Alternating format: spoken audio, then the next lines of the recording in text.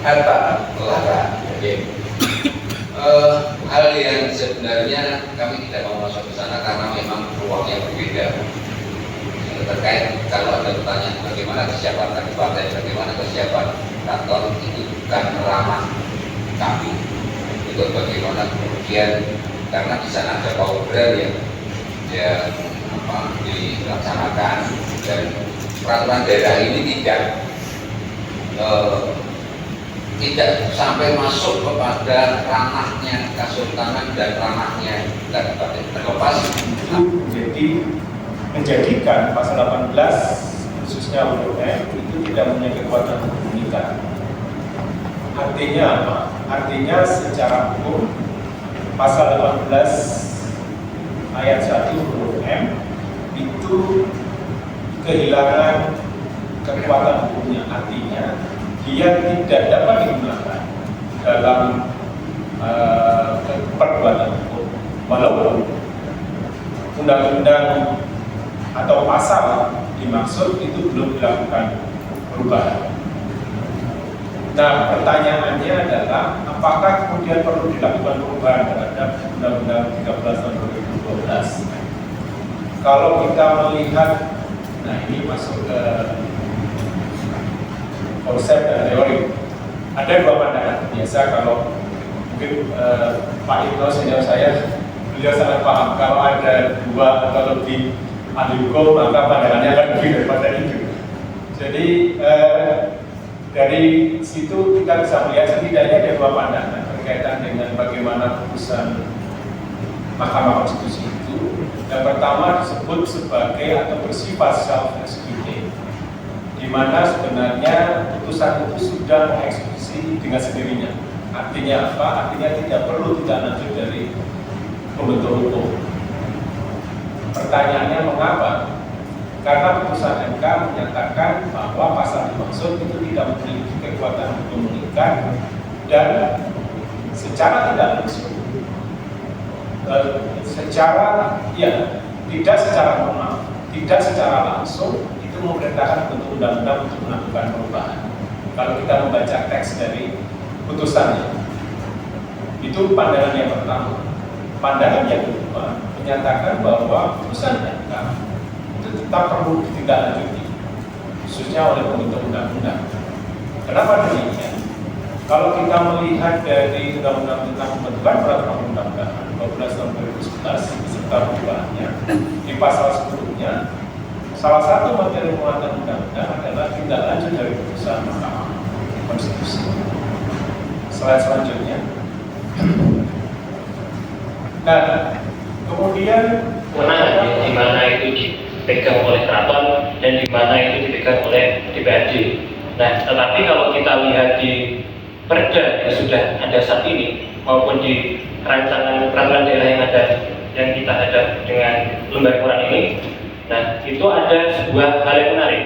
Karena kalau tadi kita berbicara mengenai pemisahan ranah kewenangan, nah tetapi di dalam perda ini diatur bahwa format daftar riwayat hidup itu ada di dalam lampiran, dan di situ juga dikatakan bagian lampiran tidak terpisahkan dari perda ini.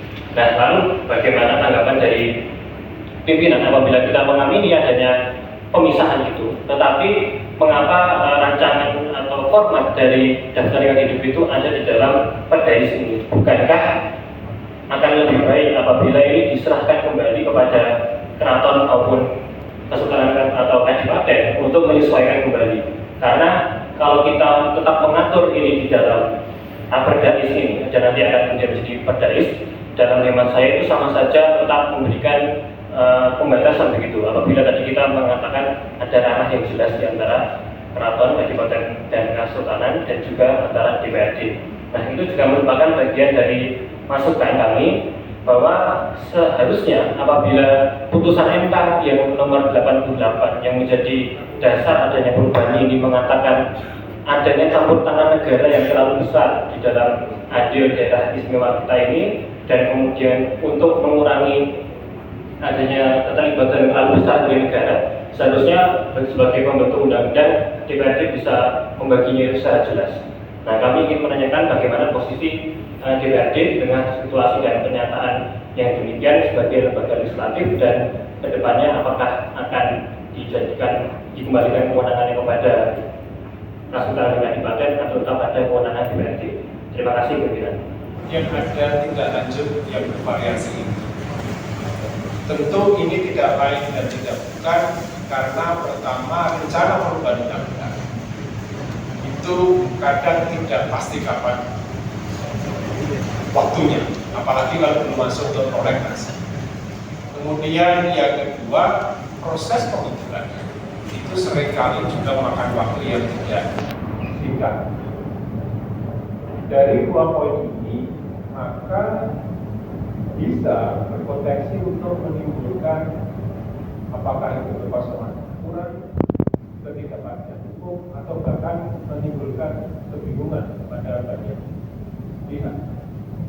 Di sisi lain, tentu pemerintahan harus tetap berjalan dengan menurut kepastian hukum dan sedapat mungkin menutup potensi kekosongan undang-undang. Jadi penerbitan peraturan dan memberikan kepastian hukum menjadi sangat penting.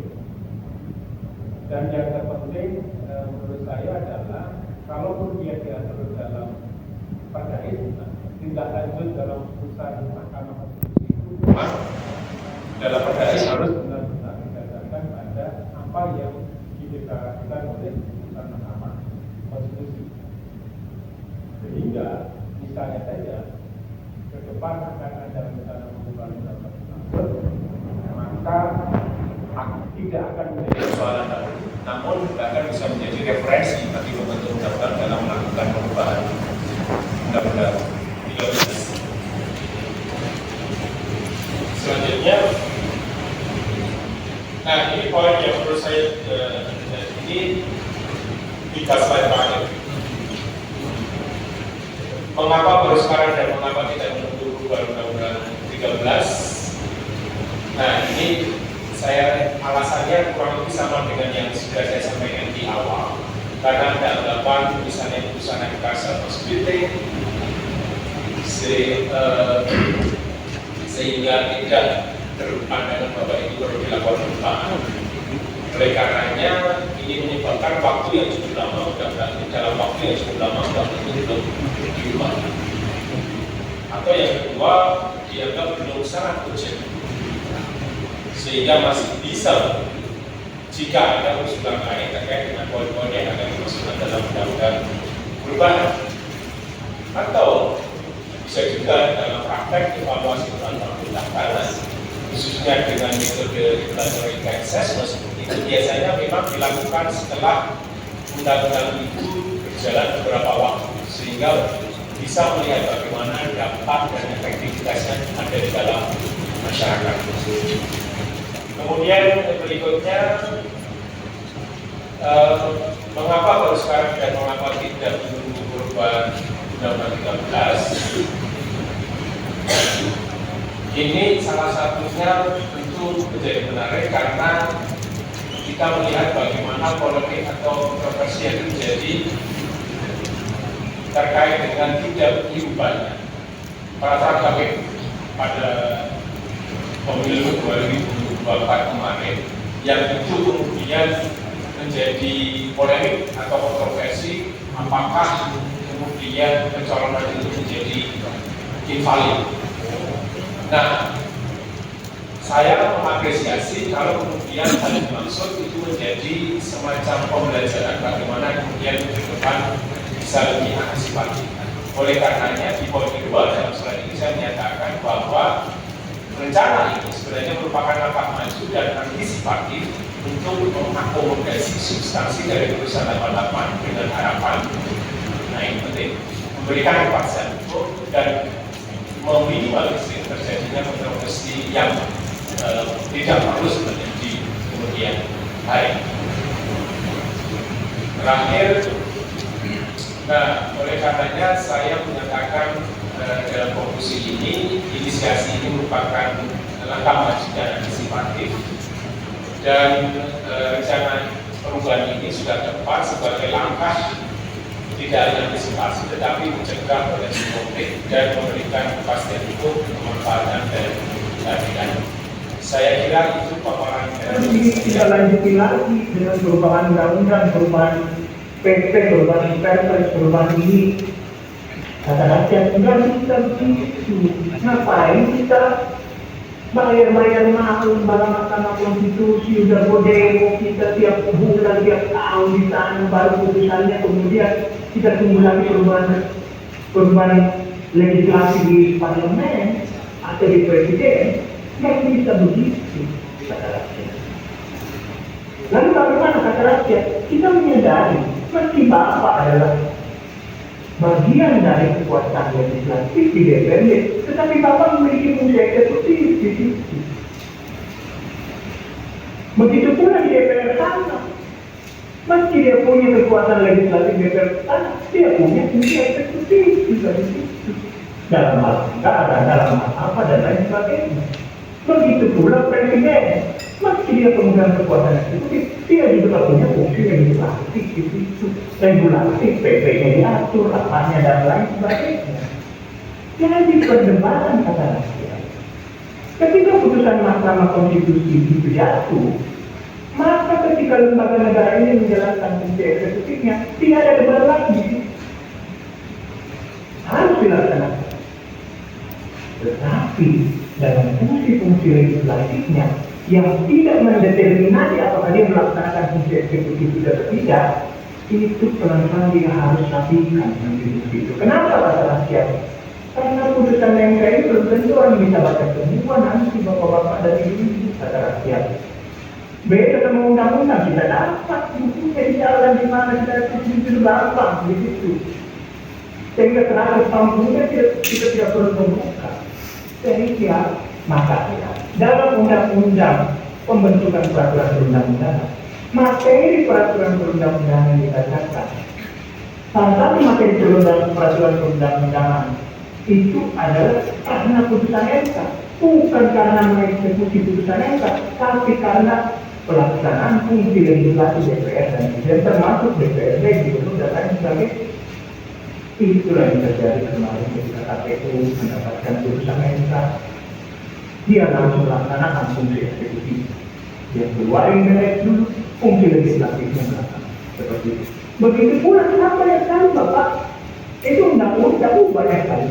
Undang-undang korupsi itu dalam hal itu Pak. Di Mahkamah Konstitusi undang-undang partai politik itu sudah luka-luka semua itu banyak. Seperti itu. Undang-undang pemerintahan daerah, undang-undang apa itu banyak yang luka-luka. Tetapi fungsi luka-luka ini memang harus dirapikan oleh fungsi-fungsi legislatif. Jadi bukan fungsi eksekutif. Makanya ketika dibilang ada tangan presiden. Jadi ketika itu presiden bukan hanya pemegang kekuasaan eksekutif, tetapi presiden pula yang memegang kekuasaan pembentukan undang-undang. Jadi dia yang melaksanakan, dia pula yang membentuk undang-undang itu. Sehingga ketika itu peraturan perundang-undangan itu berada semua pada kendali namanya kekuasaan eksekutif.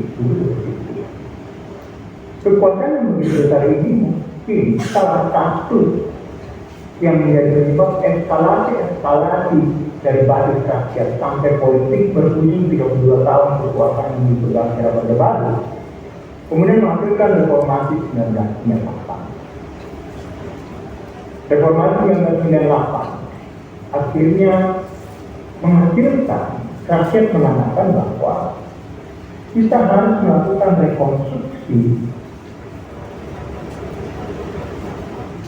antara aturan main kita dalam negara. Kata rakyat geser begitu. Rekonstruksi yang dari mana? Mulai dari pucuk yang kita ada rekonstruksi. Kita tidak bisa lagi menyerahkan semua kekuasaan di tangan presiden. Kenapa? Karena kita sebagai bangsa politik, kita sebagai lembaga daerah, pemerintahan daerah, kita sebagai badan hukum, kita sebagai kelompok masyarakat, kita sebagai individu, kita bisa ngapa-ngapain lagi. Ketika Presiden membentuk undang-undang, dan yang tetaplah undang-undang itu, meski undang-undang itu melanggar hak konstitusional kita, baik sebagai warga negara, baik sebagai lembaga partai politik, baik sebagai lembaga negara, baik sebagai kelompok masyarakat, itu tidak bisa kita lawan dengan mana. Maka kemudian perdebatan-perdebatan yang muncul adalah, oh kalau begitu kita ciptakan sistem kontrol terhadap undang-undang yang telah dibentuk oleh Presiden. Seperti itu. Tapi kata rakyat, oh sebelum sampai di situ, rakyat mengatakan bahwa jangan dulu sampai di situ. Tetapi kita geser dulu, kata rakyat adalah kekuatan Presiden yang begitu besar itu. Jangan semua kekuatan membentukkan peraturan perundang-undangan pada Presiden. Kita geser kembali kepada rakyat.